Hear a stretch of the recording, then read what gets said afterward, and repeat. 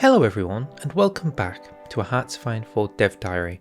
And this is an interesting dev diary because it's one I never thought I'd end up making. It's an Ethiopian focus tree. So for a nation that's going to get annexed in 1936, I won't be expecting too much in the way of a lengthy dev diary, so let's not hold on for something the size of the Soviet Union, but it is going to be interesting to see exactly what they've got going on in Ethiopia in this historical branch of the dev diary. So, let's get started. Warning! This Ethiopian dev diary begins by telling you that the most of the images are going to be placeholders, specifically regarding focus icons. Every focus will not be a question mark. Warning. But once they have got that warning out of the way, we do get the opportunity to see the opening image of this dev diary, which appears to be an Ethiopian soldier standing on a railway track. His 1 foot alone looks like it could stop a train. That is remarkable. Jokes aside, this has got to be one of the most unique looking troops in the game in terms of aesthetics. The wonderfully bright white robe, of course the rifle, no headgear kind of covering what their face looks like. It's all very clear. Really cool stuff. So, getting into the meat of the dev diary, we begin by talking about some themes and ideas that were key and central when designing this Ethiopian focus tree. We just have come off the back of the beginnings of the Italian invasion of Ethiopia, and previously the Christmas offensive, which managed to push the Italians out of large parts of Ethiopia back to the general starting positions. As such, the focus tree is going to be focusing about continuing the ongoing war because, well, nobody wants to get colonized, as well as building up your industry and trying to modernize the country so that you can push forward into a future world. In 1936, we now see that our main man, Haile Selassie, has got himself a character trait by by the conquering line of the tribe of Judah, His Imperial Majesty Haile Selassie I, King of Kings, Lord of Lords, and Elect of God, which gives him political power gain plus 5%. But there are some other stuff in there. There's mobilization speed and ideology drift defense, but as the game goes on, you will be able to improve that spirit by some ridiculous margins. In addition, the game also begins with a set of national spirits. By this image alone, it seems like you're getting quite a hefty amount of national spirits. One of them we see is traditional warfare, which is the problem with your country regarding not probably having a very modern army and thus relying on somewhat archaic feudal methods of preparing and fighting wars. Not quite the best sense for a war in the 1900s. And lastly, on this topic, perhaps the most important in this regard, is the changes to the Ethiopian map, and this is just something to behold. So, previously, Ethiopia, as a state, was one state of the country. That's it. Now, in what can only be described as a drastic change, there are now 11 states within Ethiopia at the game start. Not 1, 11, and one of them appears to be its own independent country. What I think we're looking at there is the Sultanate of Osar, or Osar, which at the time of the Italians pushing into the northern side of Ethiopia along the French Somaliland, the Sultanate of Osar decided to work alongside the Italian invaders to try and preserve their position within Ethiopia, effectively betraying the central Ethiopian king, which could be unfortunate. But just in regards to some other things we're seeing here, obviously there are 10 states then that you do start with. There have been tons of changes to just the borders of how they work, how they look. The central state of Ethiopia, Addis Ababa, has now sort of been completely landlocked within itself of other states, which is good. In addition, just looking around other parts of what we can see, if I look at the bottom right, I feel like Somalia has kind of shifted the way its title looks. I do know that traditionally British Somaliland juts out slightly into Somalia. However, when you look at an independent Somalia when it's as its own state, it isn't quite that truncated, the title I mean. So I'm just wondering if there's going to be a new state on the very tip of the Horn of Africa, or whether I'm just confused about how things look here generally. It's a little bit confusing. In addition, on the northwest side, we can see what I think is the Blue Nile as its own state, which is kind of suggesting to me that there have been additional changes along the bordering states of Ethiopia, not just Ethiopia itself. So, the image doesn't give away too much, But in general, yeah, that's where we're looking. The second image we see in regards to map changes is of the state of, oh goodness me, is this Haraga? Honestly, I couldn't tell, but any Ethiopians are welcome to correct me. So this is of course one of the new states we've gotten, and there are a few things we see. They're primarily trying to tell you that now there is a victory point and that the counties within it have become actual deserts. So you will be fighting in actual deserts within Ethiopia. We can also see that there are some state modifiers for this particular state underneath where we see the province of the desert. And we can also see that there are foreign claims to this particular state. So I know that the red flag is Somalia, so there is going to be some dispute over who owns that territory, but there's also a weird pink flag. I tried looking up what that flag is, and I am genuinely unsure. I could not tell you. There is a, let's say a disposia of Somali peoples that live in this area, but in terms of an independent peoples, I'm not sure. So again, if you know what that flag is, that pinky purpley one, please tell me, because I do not know. So, now that we've covered the changes to the map and your starting place and location and character and all that good stuff, we can now see why those changes are so important, and that's because the Second Italian-Ethiopian War is having its own unique mechanics and structure for how it's going to work, and that's talking and beginning with the League of Nations. So, to summarise the interesting new League of Nations mechanic, it's unfortunately just coming in the form of a decision. There was some discussion about making a full-scale League of Nations feature, which was something I once had really wanted to see in the game, but they ultimately decided not doing with it because the League of Nations had for the most part stopped doing the majority of their work at this point. They were sort of completely falling apart. But regardless, playing as Ethiopia, Haile Selassie really wants the international community to come on his side and try and stop Italy effectively just annexing another nation without proper provocation. By using war escalation levels, you're going to have to start convincing other parts of the world that you are in fact the just party and you do deserve support, not just in the eyes of the League of Nations, but also just individual countries themselves, particularly France and Britain, that see this as just another colonial dispute. The way this works is that the longer you hold out, the longer this is going to tick up. So in theory, the longer you hold out, the easier it's going to get because more sort of things are going to unlock for your side. We see here at level 4, you get the League of Nations arms purchases unlocked, which I'm going to assume allows you to buy guns and artillery and stuff like that. But also in Italy, the Italian public becomes concerned. So I can imagine that the longer it goes on, the more likely you're going to have to kind of tell Italy that they have to stop now. This has gone on far too long. So in general, I think this is a really good mechanic, and I'm really happy to see the League of Nations showing itself again in another format. As I said, I did really see there being a potential for a proper League of Nations mechanic. It would require going back and I think reworking a lot of other focuses in the game, but the general idea is, at least how I would have done it, is something akin to the Holy Roman Empire in EU4, when it had states breaking away bit by bit until its eventual dissolution and destruction. So in that regard, I would have had it like, I don't know, the League of Nations would have been a bar, and every time something happens that was negative, the League of Nations would be torn away a little bit more, and that would ultimately reduce its power in trying to stop things or make things easier for other nations.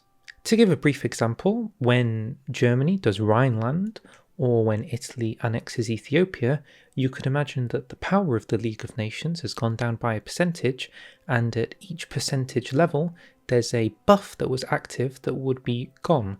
So let's say negative 50% guarantee cost. So it would have been cheaper to guarantee nations with good League of Nations responsibility, but unfortunately the League of Nations is going, and therefore guaranteeing nations is harder because nobody cares about that anymore. But instead of lamenting on what could have been, let's continue our forays into the actual focus tree we're going to have, starting with the industry side of the Ethiopian focus tree. So in general, a lot of the focuses as individuals aren't really talked about, so we're going to sort of have to make vague assumptions about what's going on here. But what we do know is Ethiopia is going to start off with 2 mills and 2 sieves. The civs are split between one for consumer goods and one trading away to get the resources to build things in your mills, so hardly the greatest economic power in the world. As you develop up the country, you're going to be taking focuses specifically in regards to modernisation. I can see infrastructure projects, which is sort of directly in the middle, as well as some things on the right in regards to building up large amounts of works or specialising in things. I also see on the bottom right animal husbandry, which is an interesting thing to have in the industry tree. My civilization player is pinging at that one. So I do wonder what animal husbandry is going to give you, but I really like the horse icon. Mongolia focus tree when? So as we say, we don't know what those focuses are going to be about, but one thing they do describe is how you're going to be getting rid of some nasty national spirits that are effectively holding your nation back, as well as some things that are affecting the individual states, such as state development, which gives you a negative 10% reduction on both max factories in a state and local construction speed. They do go on to clarify, however, that this negative 10% is the capital. Negative 30% is what's going to be happening on the outer regions. So that's much worse. Oh goodness me. Please help us. Continuing down, you will get the option to invite some foreign industrialists, and we get to see some pretty good looking icons that they've designed up here. Good to see that the Standard Oil of California is making an appearance. So yeah, all looking pretty good. Moving on to the army, we now get to see some of the more interesting aspects of why Ethiopia is such a different and unmodernized nation, in the form that their kind of way of running an army is split into two main parts.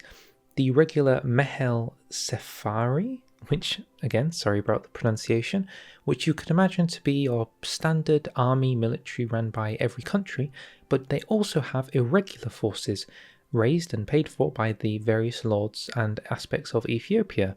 So as you can imagine, this is a pretty archaic, again feudal way of running a country, and as such Ethiopia has its own unique recruitment law, which in peacetime gives you small recruitable population, but in wartime it is automatically increased, so you don't have to set your recruitable law in advance. That kind of changes automatically, although if you wanted a big army in preparation, that's obviously going to be a downfall. Because of this drastic shift in how armies look in terms of a more feudal system, you also have the option to spec into it by choosing to improve the standard army or improve the feudal system army by allowing you to get more troops and giving them buffs. In the end, it would appear that the central tenet of what you're going to try and be doing is deciding on how to reform your army, which specialization you're going down, but there is going to be some smaller parts you can see on the right dedicated to Air Force and Navy, although I wouldn't say that Ethiopia is known for its Grand Air Force or Navy,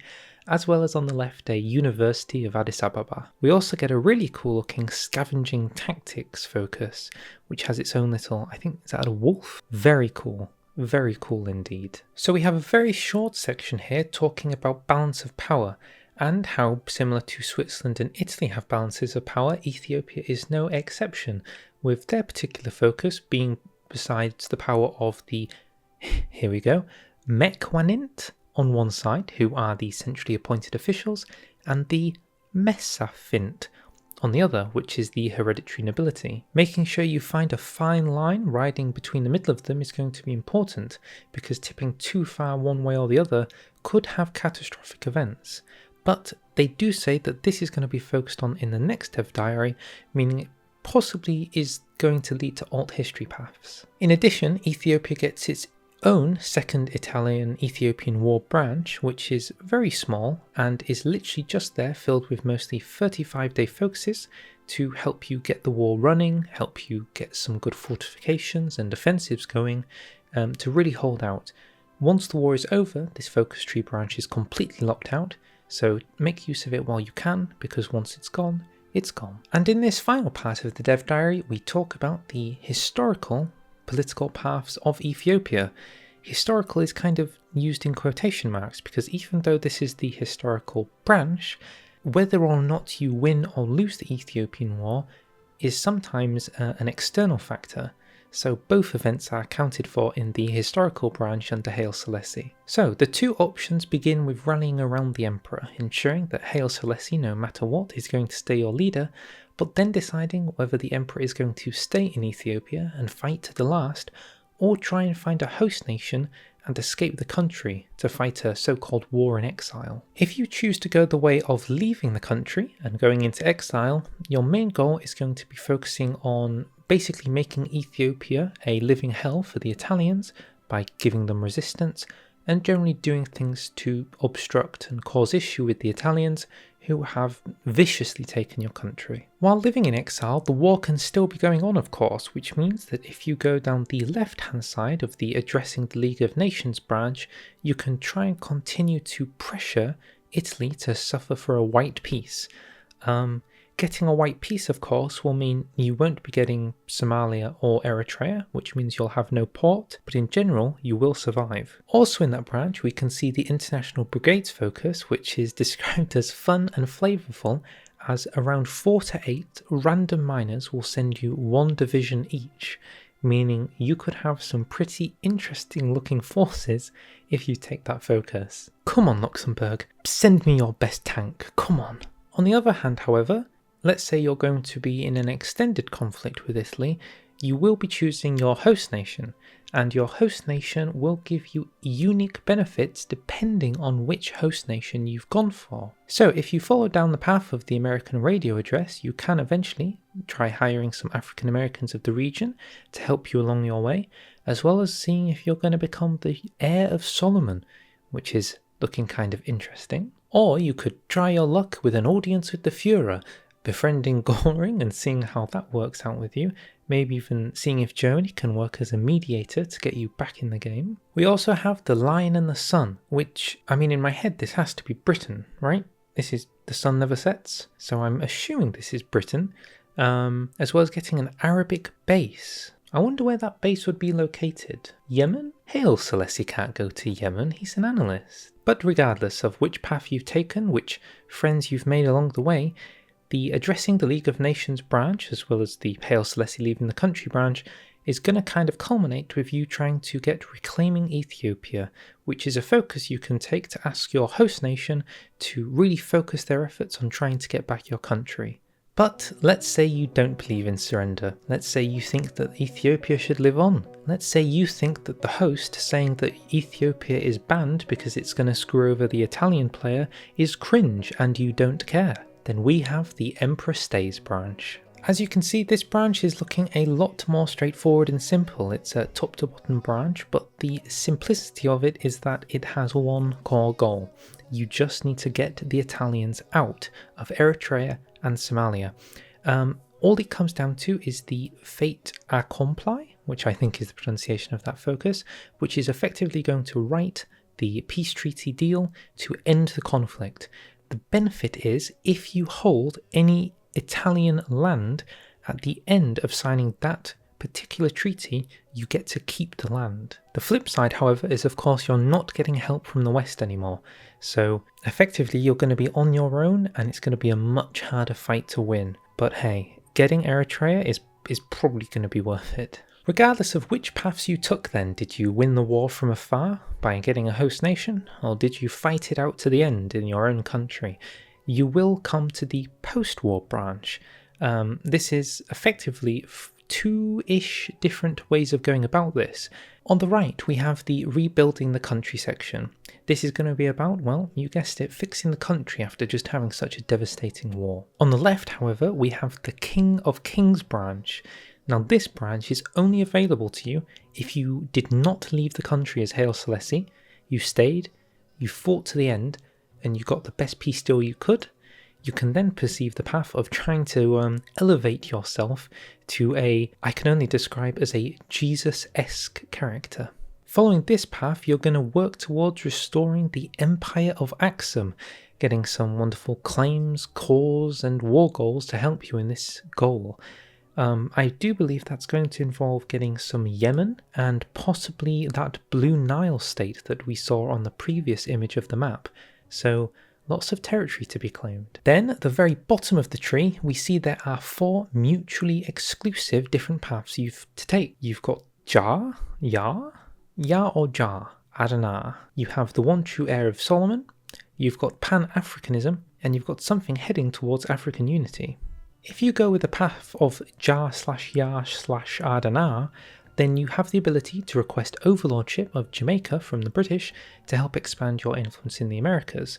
I do think Jar, or at least the concept of it, is regarding that Rastafarianism believes that Haile Selassie is the second coming of Christ. So for you to be given overlordship there is effectively like having the Son of God become the leader of your country, which is very probably going to get you some massive respect in the area. What on earth you do with this power, I have no idea. I mean, everything in that region is guaranteed by the Monroe Doctrine, so once you're over there, goodness knows, but I mean, you could do this. Next up, we've got the one true heir of Solomon, which is probably going to involve marching north through Egypt to try and retake the Holy Land, with particular emphasis on regaining Israel/Palestine. It's all one state in Hoi. The Pan-Africanism focus, I truly have no idea what it does because it doesn't really give me any information about what it does, but if I was going to guess, it's going to involve getting decisions to core parts of Africa that you can conquer, and finally we have towards African unity, which is one of the focuses we actually do get to see in this dev diary, which allows you to create the faction known as the African Union and get some decisions to boost resistance in territories owned by colonial powers, and then create African wars of independence, which I think will eventually allow you to integrate them into your faction. So yeah, getting a huge African mega faction as Ethiopia. We do get to see a brief look into some of the different kind of advisors you're going to get along the way. Not quite sure what any of them do, but there are some interesting ones, like the Japanizer, who seeks to go through the same feudal modernization process that Japan went through to become a very industrial nation. I also see the Empress is there as the patroness of the Ethiopian Red Cross, so she could give you some defensive bonuses. In addition, we also see some of the military high command and the Chief of Air Force and Theorist, which I think you get your old American in there, John Robinson. Thanks for all your service, John Robinson. And that, I do believe, is that. So kind of a short dev diary and an interesting one too. Overall, I think I have positive thoughts. Key things I'm thinking about is I really hope there's much more focus on the League of Nations going forward, because even though it was a failing organisation, it was a central organisation to try and stop World War II that failed, so I'm really happy to see it making much more of an appearance in this DLC. And I will say, I don't often end with criticisms, but I think there is room for some criticism. I do feel that sometimes in Hoi, there are focus trees that are really good, that give you tons of options of where you're going. And there are some focus trees that feel very locked in to like paths of what you're doing. And those options are really what makes it a much more enjoyable game experience, because you are choosing the path of a nation instead of following a key route. In terms of the post-game options, it's really good that there's 4 different ways for you to go. You know, you've got Jamaica, you've got pushing north, you've got Wars of Independence, all really cool. But then the focus tree kind of just ends. And my biggest concern is going to be, what happens if you win this war pretty quickly? Let's say you're a good player and you know how to win the war. I worry there's going to be a situation where, let's say in 1939, 1940, you know, World War II hasn't even properly started yet. You're going to kind of run out of focuses to do. One of the really good things we saw with No Step Back was countries like Poland got their Międzymorze branch, which was about building up a mega faction. With the Soviet Union, they had that really awesome foreign policy tree, which involved like the Southern Thrust in the Middle East, or working with China or against China, or working with Scandinavia or against them. Like, you had all of these cool options. And I guess I'm slightly disappointed that this tree and aspects of the Swiss tree don't have that we know of so far. There is of course more to be shown. So whether or not it would happen, it's just something to bear in mind, that it does seem to be the fact that some of the best trees in the game specifically have lots of alternative branches to go down. If I was to do Ethiopia, for example, it would be really interesting to see something to do with, as you push into, let's say, Yemen or Israel for the Solomonic dynasty, you're working towards also perhaps flipping the table and annexing parts of Arabia into your own empire. So you uno reverso it, And then you've got like focuses about building up oil in that region and working on all that cool stuff. But enough of that, I'll stop ranting. Thank you very much for listening. Perhaps I'm going to do a video soon talking about general thoughts about the DLC, general thoughts about future things I'd like to see in it and all that good stuff. So if you want to see more, and you want to see more Dev Diaries, and you want to like my stuff, then feel free to like, feel free to subscribe. I'll see you all next week. Thank you very much for watching, and yeah. Bye.